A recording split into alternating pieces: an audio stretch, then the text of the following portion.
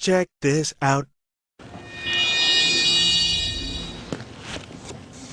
Assalamu alaikum. Peace be upon you. You're watching the Deen Show. This is the mailbag. I'm Yusuf Estes, and we got a good question right here. I want to jump right to it right away. They're asking the question, is there proof that God really exists? And how can I explain it to somebody that's an atheist? Well, first of all, remember, always say thank you for asking me about my religion. Refer to the fact that we always tell the truth. We have to or we go to hell. And we base what we say on the evidences from the Quran, which is preserved in Arabic language 1400 years, and the teachings of Muhammad. Understand that this is the basis of how we're going to give the answer. Next, and when you begin to talk to the person about this, remember that you don't guide people. It's Allah that guides, not you. And you can use our website to back up what you're saying. We have a number of websites out there. You can go to Search for Islam and type in the keyword, and it will help you find what you're looking for. But in this case, I'll tell you which one of our sites will give you exact answer for this. It's called ScienceIslam.com. ScienceIslam.com, because they want to know what's the proof of God. And that's one of the questions, the first question right there. Who is the God that we're talking about?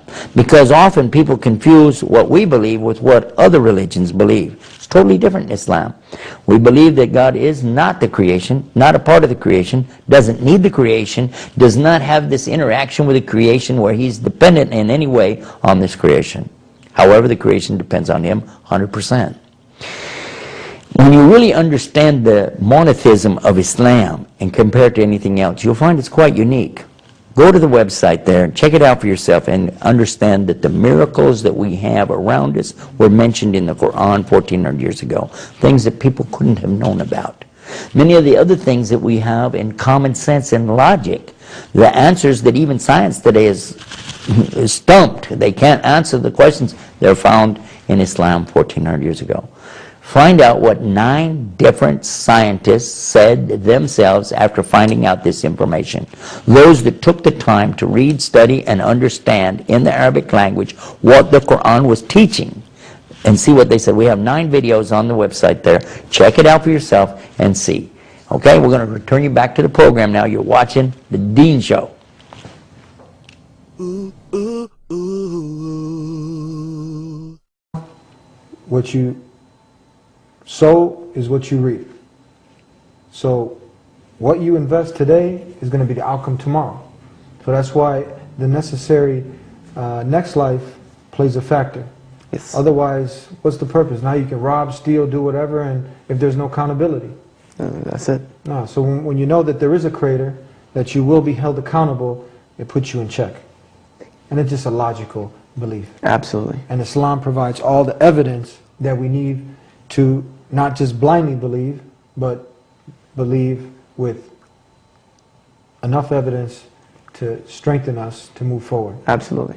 Tell us that verse. There's one beautiful verse in the Quran that just blows away the argument, and where God says, were you created from nothing, or did you create yourselves? Yeah. Did you come from nothing, or you yourselves your creator? You know, it's a rhetorical question, you know, like, how did you get here? Did you create all of this, or am I the creator?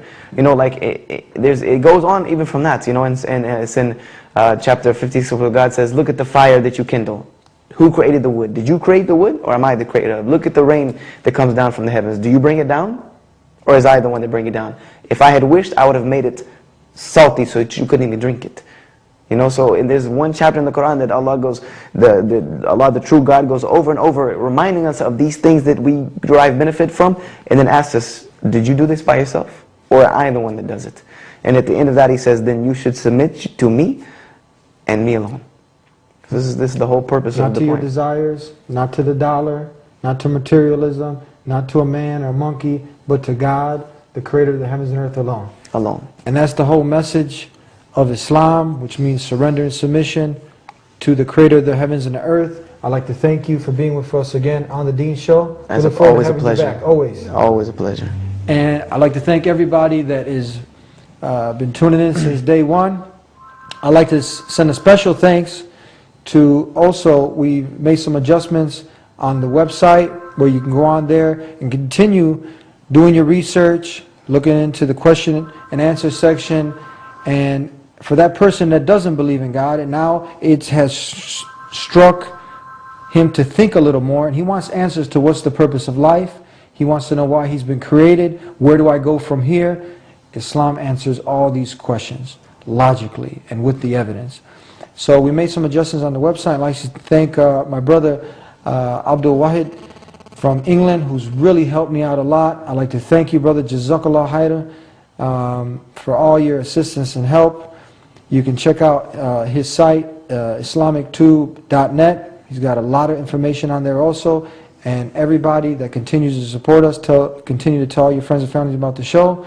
And we'll see you again, God willing, every week on the Deen Show. Assalamu alaikum, peace be unto you.